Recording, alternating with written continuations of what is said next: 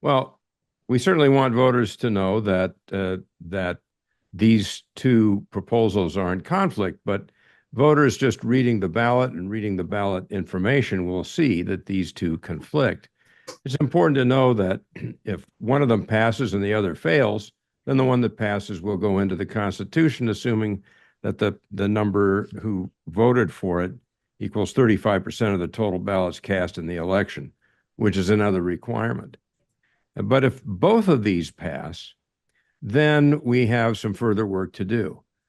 In my view, these are diametrically opposed proposals. These are diametrically opposed initiatives.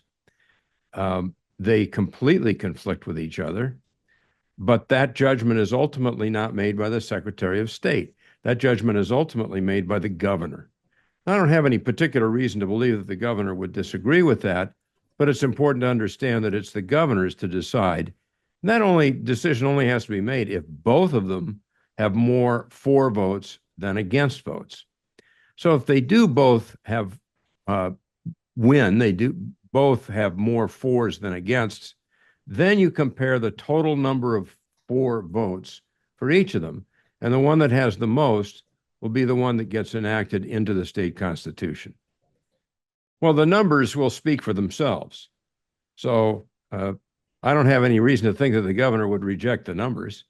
The numbers of people who voted for each will speak for themselves. Really, the governor has to decide whether they're in conflict, and they are diametrically opposed to each other. They're completely in conflict. It's the governor who makes that decision, but I have no reason to believe that he would decide otherwise.